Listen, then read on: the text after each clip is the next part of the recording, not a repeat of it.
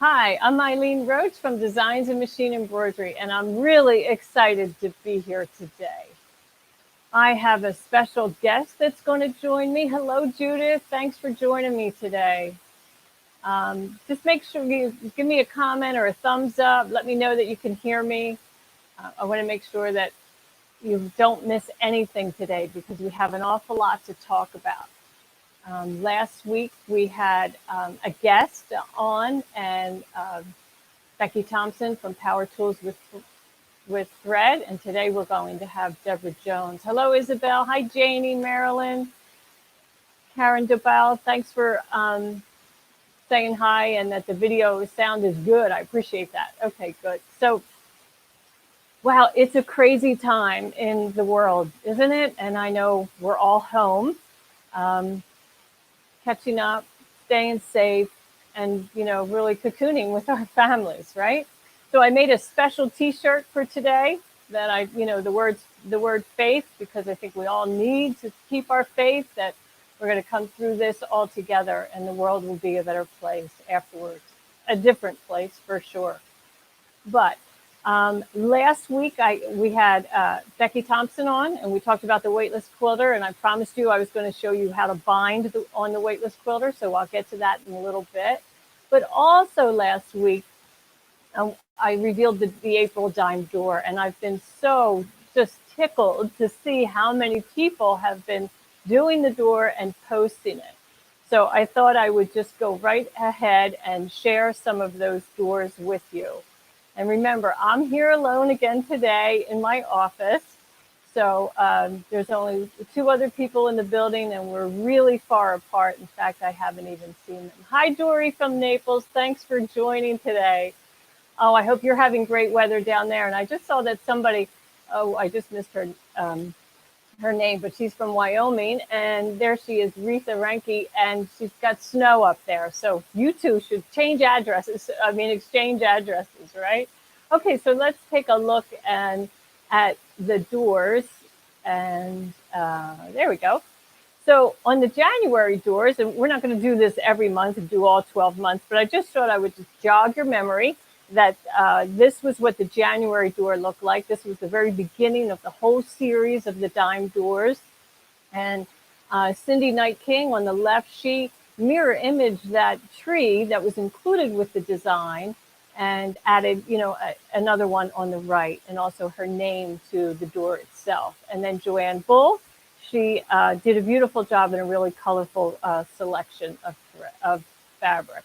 The February doors took us into a snowy Valentine's Day cabin. And here are 2 examples, Carol DeGarris and Carol Hiller.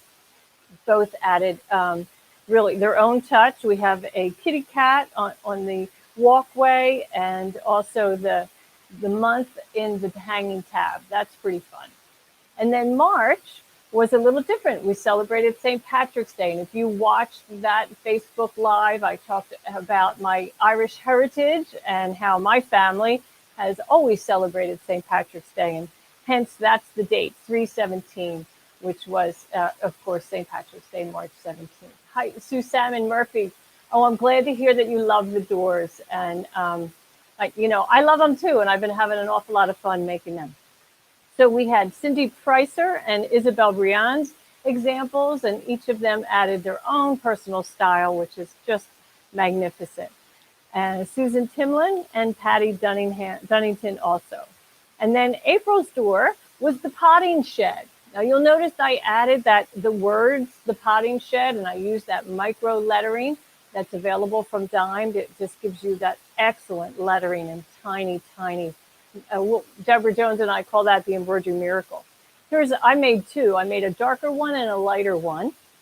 So these are my versions. And then out on the web, Reen Wilcoxon from Embroidery Garden. This is her door, which we just absolutely love. And she added some extra embellishments. Her beautiful lace collection of 3D flowers she used to adorn the door itself on the potting shed, and then also the wire frame. I think that's just exquisite. And of course, she used some of her favorite colors, the purple, shades of purple. It's just gorgeous. And then Sandra Conley added the month up in the top corner of the potting shed. And then Eugenia Lynn Waddle Wigington. I love that name. That's a lot of fun. And the aqua door. Oh, isn't that just stunning? I think that's very impressive. Kira Hart added a soft pastel look to her potting shed. I love that. And then Robin Shapiro Scott really experimented with color here. I think that looks quite weathered. There's a beautiful patina on her fabric. Fiona Conley on the left, she opted to go with a print for her door. And why not? It's her door. She could do whatever she wants, right? And Rita Jackson, I apologize for how fuzzy this photo is, but I couldn't resist including it because she added a fun embellishment. She has a gnome sitting in the tub where the wisteria grows out of. And then there's a tiny little critter on the walkway, on the pathway. I think it's a frog, but I'm not sure because it's a bit blurry. But aren't they fun? Jane Morris, she added some extra embellishment to her walkway. She did a little shading on her stones. Now, I'm not sure if that's by marker or if she actually added some of her own stitches, but it's very attractive. Good touch there. I like that. And then Lisa Granley, she also added a printed fabric for her door to the potting shed. And her grass fabric is quite lively. I like that. Really pretty impressive. Sally Curez, instead of the spade nestled, against the wall of the potting shed, she has a kind of a birdhouse, and then she has her garden tools hanging from that. Really very attractive. Just beautiful. And of course, I have to love the one on the right by Candy Gray because she's, after my own heart, loves that Kate Fawcett fabric, which is what that door is, that beautiful multicolored print, an awful lot of fun. And she used a variegated thread for her wisteria, which I think is quite successful. It looks just beautiful. So let's see. I just want to make sure there's any doors. Oh, Beth Jenkins Colley, is that lilac or wisteria? Well, in my mind, it's wisteria, but it could be lilac if that's what you want, right? So if you want to resize it or add your own elements, remember, we have that free software that allows you to do that. That is the Embroidery Toolshed. It's available on our website, and you can download it free at any time and install it, and then open up your door and use it for a simple editing program.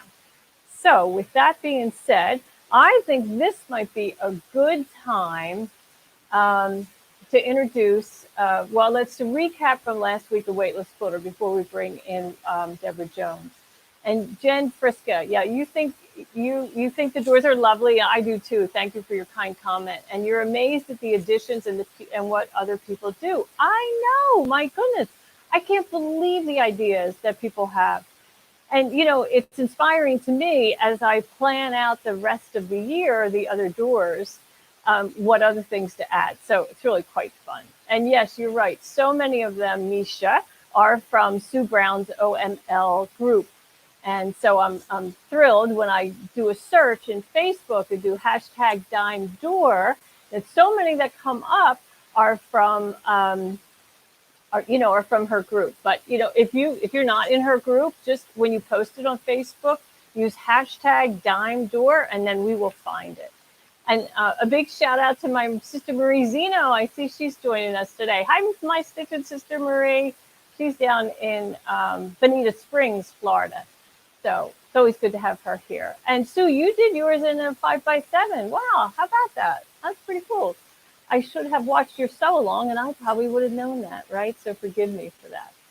Okay, so last week, lots of people asked about the Mac with the door, with Embroidery Toolshed. So yes, you can use it on a Mac. There's a free download for the Mac, and that's easy to find, easy to use. So I hope you'll do that. So last week, I showed you that Red Ribbons quilt that I've been working on, right? And it's from Kate Fawcett's Quilt in America, his book, which is, gorgeous book, just beautiful, all his quilts. And here it is on my dining room table. I'm about to baste it with my pooled noodle technique that you can learn about in machine embroidered quilting in 8 easy lessons.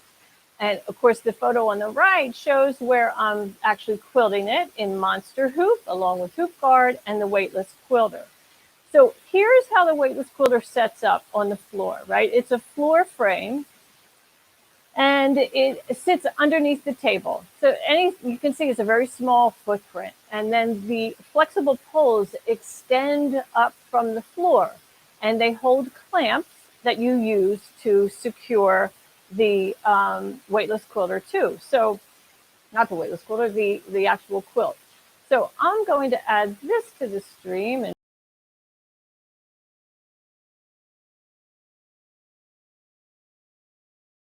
I'm going to add me back in the stream so you can hear me. This is where I mess up, right? Okay, so now you can see I have the weightless quilter set up and I'm binding the quilt. So I'm actually going to walk over there and actually sit down and sew just for a couple of minutes so you can see how the weightless quilter works for binding. Okay, let's just slide over here. And I just want you to know that, you know, it's not leaning against the wall. I mean, it can, those poles, but the clamps are not attached to the wall. It's just that these poles are extending from the floor and they hold your fabric in place. So I think you can see the pole behind it. But, you know, it just does this beautiful job of holding all the weight while you bind. If you're working on multiple different projects, it doesn't matter what, as long as it's a heavy thing that you want to hold out of the way, then that's the right product for that job. So I would go all the way down, and then when I get to the corner, I turn the corner, and then I get up and I remove the quilt from here and I just rotate it. So I'm going to stand up, you know, 4 different times during this process so that I can do each side. But it's just so fast and easy, and I don't have to worry about it falling on the floor. I don't have to worry about quilt drag. I'm not hefting this big thing, you know, because it's heavy now. It has all that thread in it. It's 90 by 90 inches, all done on the weightless quilter, all done in Monster Hoop, and finish the binding on weightless quilter. I love this. Okay, let's get Deborah Jones in the house. What do you think? All right. Let's see. Okay, you ready to come in, Deborah? Let's add Deborah Jones. I know many of you know Deborah from, hi, Deborah, how are you? Hi, Eileen. I'm fine, thanks. Good. It's good to have you here. Yeah. So Deborah, you know, we work together at Dime every day, but right now she's working at home. I have come into the office today to do Facebook Live. But normally, during this difficult time, I work at home and she's working at home, right? That's right. Yeah. So it's good to have you here. Thank you. And of course, I work from home a couple of days a week normally. So it's semi-routine for me. I have a routine for working from home, and I enjoy, you know, being here in my little studio and working from my space. So it's not that different for me, but I know it certainly is something that takes some getting used to for a lot of people. Right. And so, Deborah, well, since we're in your sewing room, you want to kind of give us a little tour around. Let me get myself out of here so that you can give us a better view. Yeah, some of you guys might remember my previous studio that was at my home in Terrell, and now I live in a different place. And so I have an upstairs studio, lots of great natural light, but it's a lot smaller. So I did have to rehome some machines. And so I kept some of my favorites. And of course, over here, I've got my exquisite thread collection. I couldn't give that up, heavens no. And here's my Elissimo Gold, still one of my favorite machines, and my Dream, and of course my 10 needle. So I've got a nice equipment package, enough for doing what I like to do. And I also have, you know, a silhouette cutter and a heat press and some other auxiliary tools like that. But I just can't have them all out at once because I don't have the space anymore. But I know a lot of us have to make use of the space we have, right? Absolutely. In my own home, I have, I raised my children there, and I have 4 bedrooms, and I have set up my sewing room in every room in the house except the master bedroom and the kitchen. Because Great. your life and your needs change through time. And it's been quite a journey. When my last child went to college, I took over the living room because, the master is down.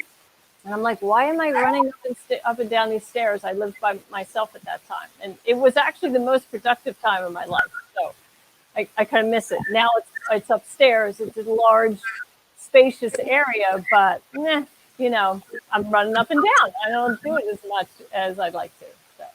Right. Mm-hmm. So at home, well, I know you and I have had quite a few discussions about face masks because first off, we've had customers call our customer service number asking about it. We've had many dealers call about the face mask. And, it's interesting, Deborah, that the recommendations change every day, right? 2 weeks ago, don't make your own face mask. And then everything is changing. So what do you hear recently? Well, I've heard a lot of things, just like we all have, and some of it's conflicting and some of it's confusing. Of course, I've been making my own mask. Of course, mine have to have paw prints on them. And, because so many people are making masks, there's been a huge run on 1/4-inch elastic at the fabric stores. And so one of the things that I found, that I made work because my Joann's was out of 1/4-inch elastic. So I was able to get the 7/8-inch elastic, which was all they had, and cut it down into more narrow strips. And this is actually a piece of that narrow strip. And as you can see, if you stay in the lines, it doesn't ravel, so you don't cut through that elastic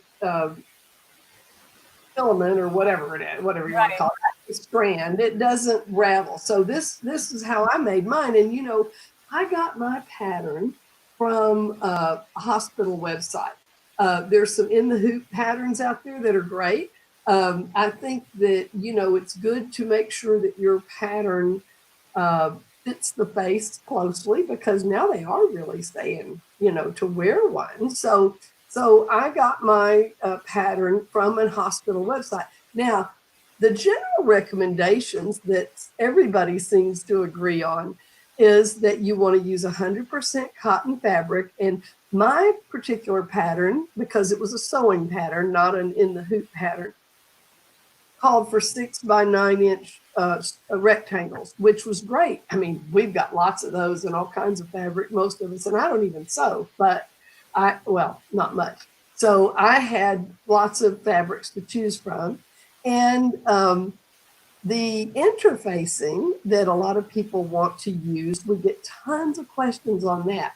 And in the last few days, I've answered quite a few. But I can tell you that I saw one video that recommended buying Filtree air purifier filters because they're HEPA rated filters. However, many of the comments on that video said the manufacturer does not recommend them to breathe through because they contain fiberglass. So, you are going to get some weird information, I think, at times. So one of the things we learned, Eileen and I did from doing our own research, and Eileen has a great technical document that she can put up later, right, Eileen? Yeah, well, actually, I'm going to post it on the blog, Deborah, because it didn't illustrate very well in this application, but it is a technical document for sure, but I'll share it. Family members in the medical field, so she has an official document about what the requirements are for a medical grade mask. However, in that document, it does call for polypropylene as the material made by an spun bond method. We happen to have an interfacing that is polypropylene made by the Spun-Bond method, and it's called Polypro Performance. Yeah. And Eileen has a tube of it there. Right. She's showing you. And that is available at your dealers. Some of your dealers may have curbside pickups. Many of them are shipping. So ask them if they can ship you some Polypro Performance. We aren't saying it is the designated weight or density that is required for medical grade, but I do think that because it is the proper material and it's a nice weight, that it was appropriate for the use in your own personal mask, right? And I don't know if you subscribe to the Nextdoor app in your area, but I've been making masks for family members and for if you go on your Nextdoor app, a lot of your neighbors are saying, who can make me a mask? So this is a great way to connect with some of your neighbors and give them something that really could be useful, because they're beginning to say that fabric masks are okay. And they've always said a fabric mask will prolong the life of a medical mask, right, Eileen? That's exactly true. They would use that fashion mask, let's call it, over their N95 that would then be able to be used multiple times. And, if you're going to do this at home, I would suggest that you make several masks for your family. And then when you go out, use them one day and then bring them back. Make sure you launder that appropriately. And then have a second one for the next time you go out, which is supposed to not be very often, right? Right. But, I even made one for my husband that he's using in the yard for yard work. Right. Why not? So they're very, very functional and useful. And speaking of functional and useful, Eileen, something that I worked on recently for something new that Dime has coming out. I just want to mention it. Hope it's okay. But I did some sew outs to test colors for a skin tone set that's going to be 12 colors that are appropriate for all different types of skin tones, regardless of age or ethnicity. It's really going to be a great set. And, instead of just looking at a thread chart and picking out some, you and I worked together to really fine tune this collection, didn't we? It's because it's difficult to find the right shade to mimic skin. It really is. And when you stand at your own wall I'm sure everybody that's watching this has 200 spools of thread in their house, right? And, the pinks look too pink, the browns look too brown, the beige is too white, all of that. So we really did some fine tuning and editing for sure to create that 12 spool box. So we're excited. That won't be out till about June. But anyway, just thought we'd give you a little inside story as to what we've been working on. Yeah, that's a fun project. There's always good stuff going on like that that we're always developing, which is one of the great things about working with Dime, is all of the things that are continually being developed that are new and help us with our craft. Absolutely. And we plan on continuing to do that, right, Deborah? That's our goal, to stay connected with everybody who's still passionate about embroidery. And we want to be here when all of that, when the doors open back up, right? But we are still open. We are allowed to ship because we supply people who work at home. So that's considered an essential business. So we have just 2 people in the building that can handle the shipping because, UPS has, everything is just kind of scaled down a little bit. Our customer service is working at home. So if you call, they are answering the phone and working, but they're at home. Good for them, right? Feet up and in their pajamas, I hope, right? We do have a couple of questions. So folks, Deborah can't see your comments. So first, I'm going to back up a little bit. And Angie Sandell wants to say, hi, Deborah. She's learned so much from you from the beginning of her embroidery career. And she's so grateful for all your YouTube and Craftsy tutorials. So Right. Thank you. I was just thinking about Craftsy this morning, and it makes me so thankful. Like my shirt says, thankful. It does make me thankful that I was able to have that platform to reach so many embroiderers who hopefully learned some great principles for creating professional embroidery.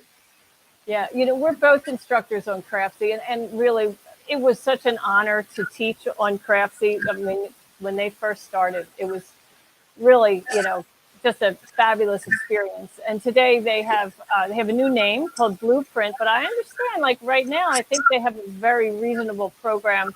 If it's not free, it's almost free to access all videos over at Craftsy. And so does Baby Lock. They have free access to Baby Lock's online education. So check out their website to find out.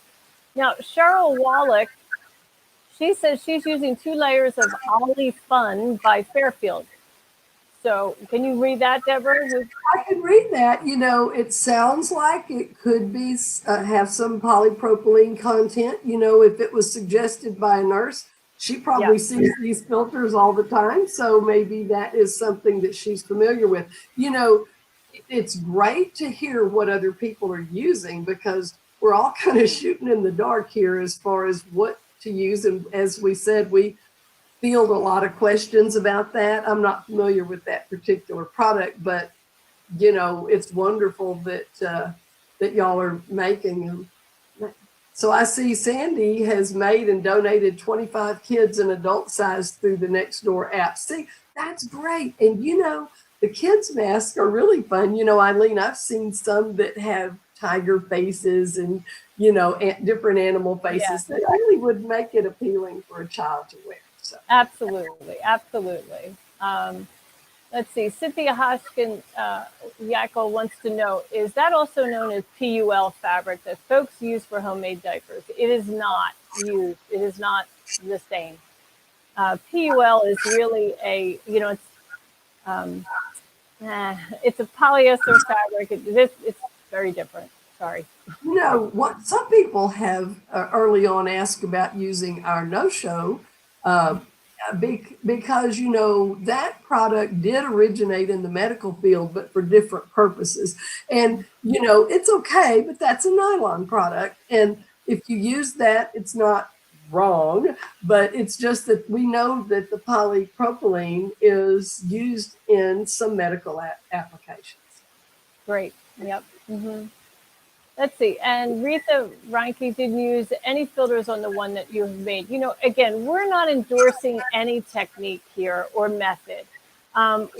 We would suggest that you use a mask pattern that's provided by a hospital so that you are meeting some of the guidelines that they are asking for. But know that none of that is FDA approved. Like, they're probably not going to use them for the first responders for the first contact. So anyway, just it's one thing that it really does, and I know this from traveling through Asia, and not that I've done a tremendous amount, but I have been there several times, and they wear masks and have been for years. So to go there and see people in masks is not uncommon. And your first thought, though, Deborah, is, oh, that person must be ill and very afraid of catching something else. Right. So, I have that thought, and I know it's wrong. In today's climate, we need to be very accepting of people we see wearing masks, because they really are taking care. Right. And it's also a good, psychological reminder of the social distancing. It's another way of creating that extra space. Right. Now, Sue Brown, you have a great comment here that her daughter, who's a nurse, said that they need surgical caps with buttons so that they can put the elastic around the button instead of their ear. Because if you've seen some of the images I know from Italy, they're sharing images of doctors and nurses who have these terrible bruises around their face and back here on their ears from so much time in masks. So that's a great idea, is to have a button added either to a headband or some kind of cap. I like that. Thanks, Sue, for offering Hi, that. Sue Brown. Boy, we go way back. I'm telling you, you are a longtime friend of mine. So good to see you. Oh, that's sweet. Deborah, have you ever met Sue Brown? No, but Sue Brown used to, do some work on some of the newsletters that I did back in the early days. I So, didn't know that. I didn't know that. Well, I haven't met her either, but someday we're going to meet Sue Brown in person, right? yeah, that's right. Okay. So, what other questions do we have to answer here?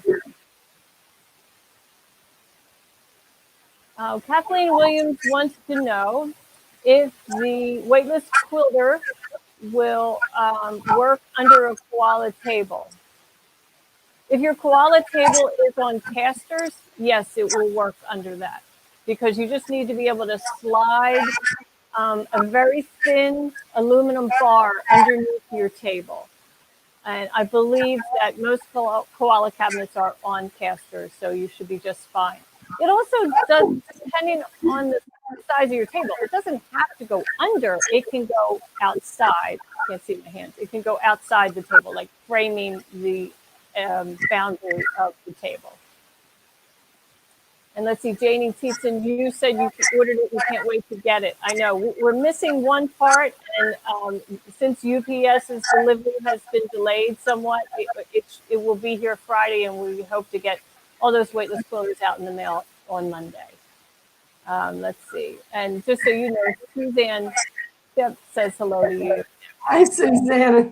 How are you doing? That's great. It's really nice to connect here on Facebook. And Eileen does this every week at 1:00, 1:05. And so really it's getting to be a real community. It really is. And, I mean, I'm grateful for people who come and watch for sure. And it's been a pleasure to share all this with other people. But I think right now it's important for us to stay connected. Even though we're all home and isolated, I feel like we are actually maybe becoming more connected. I know I've done Zoom conferences with my family more now than I ever have. And, we're spread out all over the country, so that's quite fun. Yeah. Okay. So next week, we have another guest. I have Aim McCarthy, who's one of our educators at Designs and Machine Embroidery. And boy, I can tell you, our educators are dying to get out on the road. And I'm sure many of you are anxious to get back with your sewing machine retailer or your quilt store and visit with them. Now, Eileen, I don't know if you saw this on Facebook, and I probably maybe shouldn't mention it, but it's funny. Okay. I posted her door on Facebook, and she probably didn't send it to you, but it was really funny because she was a little bit of whimsy to it and put some hand sanitizer outside her door. So. And so a couple other little things. It was really cute. So, our educators get into that door action themselves. It's really fun. Oh, that's cool. Marianne Adams, she's thinking, would the weightless footer work great in her fifth wheel? Yeah, I think that it would. The beauty of it is it folds up. Well, it doesn't fold, but it collapses into, you can store it in a box that's about that big, so it's quite easy to store and to use it. I mean, in your fifth wheel, you'd probably have to be in there by yourself at that time if you're going to have a big quilt all spread out. But it would really be handy to have an area to lift those all that bulky fabric, that quilt sandwich. So, yeah, it's good. It's a good idea to do that. And let's see, Becky from Power Tools joined us. Thanks, Becky, for coming. She was here with us last week. We were just talking about you earlier today. And so, anyway, and Sandy Akuri, you made, you already told us that. We're happy about that. I mean, that's huge. Make them 25 and deliver them. I know our local hospitals here have been contacting churches to connect with the quilting groups that often do a lot of donation quilts through their church. And they're asking for mass in that sense. So if you are involved in a church and you're trying to connect with a hospital or something, that might be a good resource for you to reach out to them. Okay, so Debbie Friedrich wants to know that you saw our hoop mat. Is this a new product? And this is we've introduced this last summer, and it is on special starting this week. I think today. They usually do it right when we go live. So I can show you about the hoop mat. We'll slide over to, okay, there we go. Hoop mat is a non-slip surface, and it has a printed grid on it that helps you with aligning your hoop and, your fabric on the hoop. So when you place your outer ring on this surface, it will not move, it won't shift, it will just stay stable in that position while you place either your stabilizer or your fabric or one or the other. It works with a standard embroidery hoop, and it also works with our monster hoop. So it's a great tool. You'll notice that it has a very large crosshair in the center, and it's because it has a zero centering, and it's just fabulous for hooping, because that's our biggest challenge, right? It's trying to keep that hoop straight, get it to stop squirming all over the table while we use it, while we try to hoop. And let's see, Judith Thorpe, you love mine. You love yours, you say, and Retha Ranke, you have it, you love it. I know, aren't they great? She uses her hoop mat and never skips along. Sue Brown, thank you. It does really make a huge difference, and it saves on you struggling with the hooping part, because that beginning of the project when you have to hoop can be such a challenge for many people. So this just eliminates all that skidding around the table. So it's on special this week. It's $19.99 plus free shipping, and that's available on our website right now and will be through the week. We're also honoring the Waitlist Quilter special till tomorrow. So if you've had your eye on the Waitlist Quilter, this would be a good time to take advantage of that. And because let's see, Becky Munns ordered hers at a local dime event. Well, they have been on back order, but they are all here now. So if you've been waiting for one, we are shipping right now. In fact, we shipped out 600 yesterday and today. So if you are on the list, then it's on the way to you or to your store. And if you ordered it through your dealer, we are contacting the dealers and making sure they are there to receive packages. So, some are not and some are, but we're making sure that, we don't ship unnecessarily. Yeah. Barbara Woolcott says it looks like a great hooping aid. Well, it sure is. I love that thing. I wish we had invented that 20 years ago.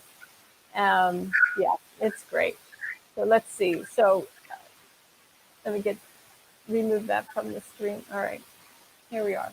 So we'll just take some questions. If anybody has any questions, then we're going to sign off, and we'll see you next week here at 1 o'clock, where we're going to talk about specialty thread, specifically a variegated thread that we like to use for multiple things, lace and quilting. I'm going to show you how I used it on that red ribbon quilt. Of course, I won't be able to really show you on that quilt, so I'll stitch the beautiful design that I used to decorate that whole quilt on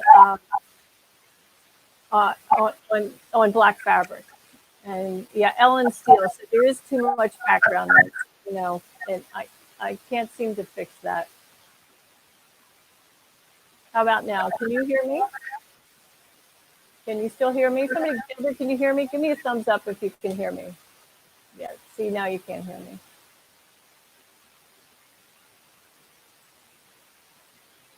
Okay. Yeah, I'm sorry. I apologize about the background noise. It's a problem. And the price of the weightless quilter is $2.99. Usually it's $3.99, so it's on sale this week for $2.99. Okay, so next week we have Aine McCarthy here. You're going to love Aine. She is a passionate embroiderer. She's been one of our educators for over 2 years now, and we're just thrilled to have her on board. and she's going to share some great samples with you. But I'd really like to thank Deborah for your time. It was great having you here. It's really been great to be here, and I really feel like, gosh, I've had a bunch of guests into my studio now, and really I've only had one, you, Eileen. Oh, so, wow, I'm honored. So it's great to have invited all of you guys into my studio, and really and truly, I've got to get one of those weightless quilters, because now that I have this small space, wouldn't it be great in here? I would really love using that. That's great. Well, you know where you can get one.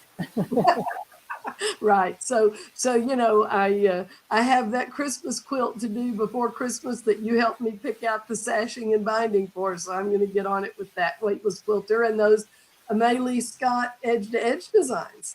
Oh yeah, they are perfect for embroidery. Just perfect for, quilting with your embroidery machine. She has designed so many pretty designs that stitch up so quick. That's what I love. That's what I love about edge-to-edge quilting. You select that design and you look at the time of the design, and it's 3 minutes. I'm like, yes. Because for my red ribbons quilt, I did 85 hoopings. That's a lot of hoopings. Yes. Yeah. You can't count them. I only know because I do math, but you literally, I'd always tell myself, don't count while you're doing it. Right. It takes a long time to get to number 85, but anyway. Okay, thank you, everyone. We will see you next week, 1 o'clock, right here on Facebook Live and YouTube Live. Thank you so much for joining us. Subscribe to on my blog. Subscribe to our YouTube channel so you are notified. Otherwise, we'll see you right here on Facebook. Bye for now.